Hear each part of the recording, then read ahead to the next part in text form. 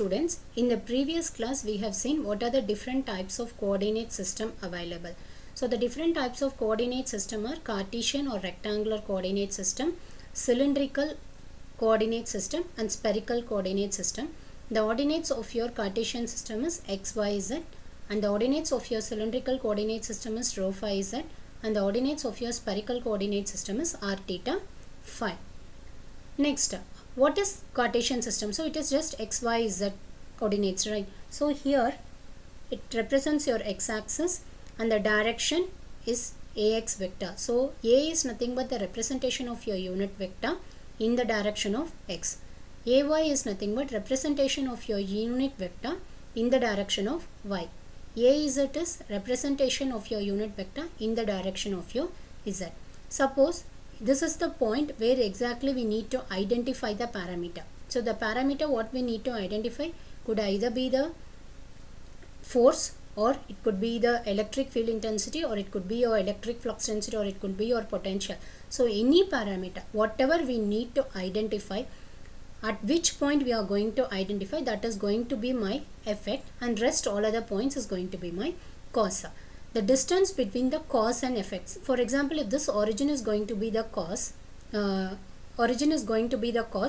this is going to be the effect, the distance between your cause and effect is represented always with a term called small r. It is nothing but the distance representing between the cause and effect. So r, I can write it as x dot ax. X is nothing but magnitude towards your x-axis direction, y is magnitude towards your y-axis direction, z is the magnitude. Ax, ay, az represents the unit vector in its respective directions like x, y, z. So I can write it as magnitude of r into an. An is nothing but your unit vector. Magnitude of r is root of x square plus y square plus z square in case of your Cartesian system. If I wanted to identify this unit vector, I can write unit vector can be identified as r vector, that is distance vector, divided by magnitude of your distance vector. How you can identify the magnitude of the distance vector? It is just magnitude in the sense that just we will have a number, it won't have any direction. So root of x square plus y square plus z square is, this is how we will be identifying your direction magnitude vector, and the direction vector is x ax vector plus y ay vector plus z az vector.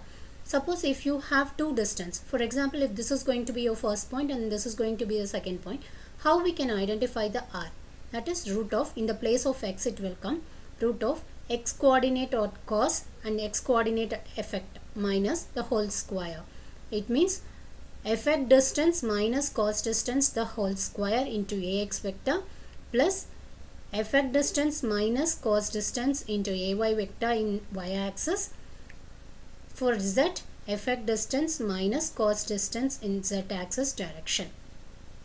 For Cartesian coordinate system, it is convenient to use your right-handed system of axis, namely like right screw threaded, like a screw it will be threading, right? So we can use a right-handed system of axis, namely a screw with right-handed thread will advance in right-hand direction when turned through 90 degree in positive x-axis towards positive y-axis. So x, y, z be mutually perpendicular.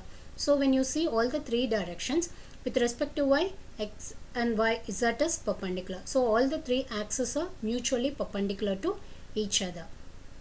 Dot product, we can identify, how we can identify your dot product and cross product.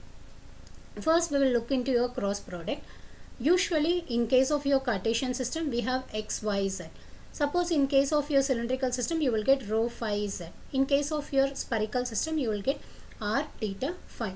If your cross product is moving in clockwise direction, then the answer will be in positive. If your cross product is moving in anti-clockwise direction, your answer will be negative. For example, you can check over here, ax cross product with ay, ax and y. So x afterwards only y it is coming, so it is moving in clockwise direction. So answer will be in positive, and the third axis will be my final answer.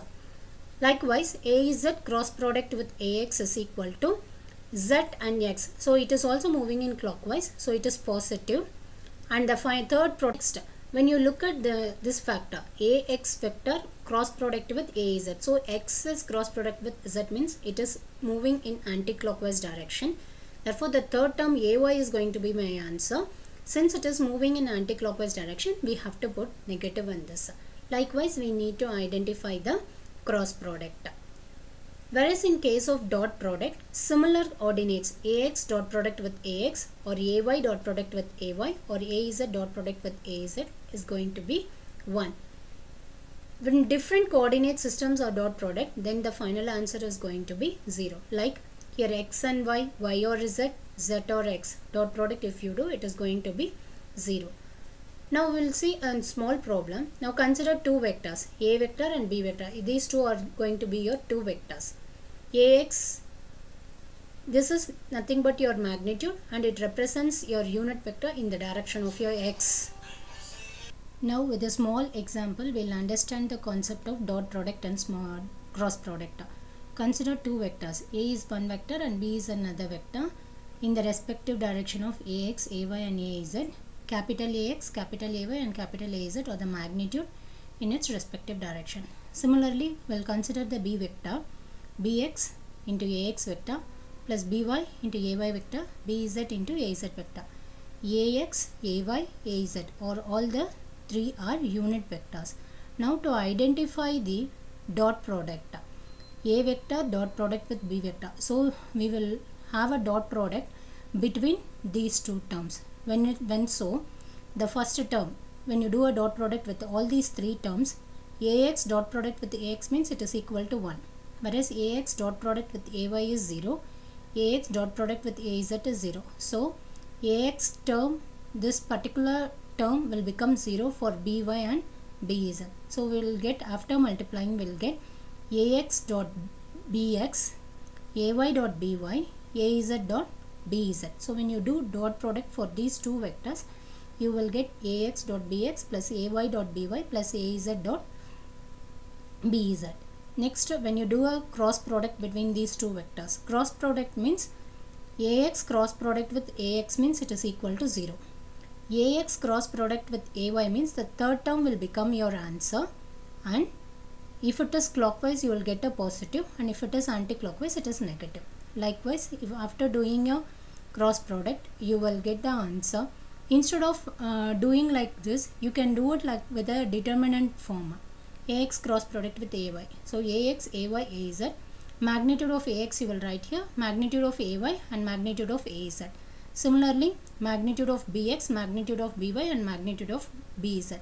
After finding out the determinant value, you can get the cross product of a vector and b vector. We'll solve some numericals under this concept. Take the first problem. Given two vectors, a vector plus b vector is equal to 2ax plus 3ay minus 3az. 2 is nothing but your magnitude in the direction of x-axis, 3 magnitude in the direction of your y-axis, and minus 3 it is the magnitude in the direction of your az. And a vector minus b vector is 4ax plus ay plus az.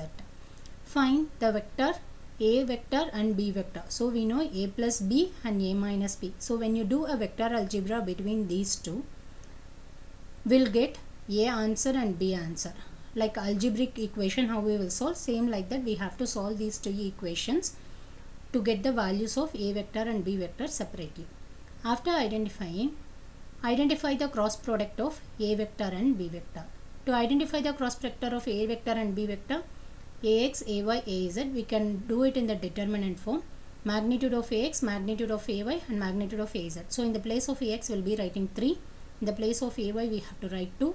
In the place of az we have to write minus 1. Same thing in the place of bx we can write minus 1. In the place of by 1. In the place of bz minus 2. After solving we will get minus a3ax plus 7ay plus 5az. Dot product. So dot product means just multiply these two. For ax dot product with ax means it is equal to 1. So after solving we will get these two things. So note, if two vectors are perpendicular to each other, then a vector dot b vector is equal to 0. This is how you need to solve the vector algebra problem. So basically this type of problem they can ask 1 for 4 mark question. Be thorough with that.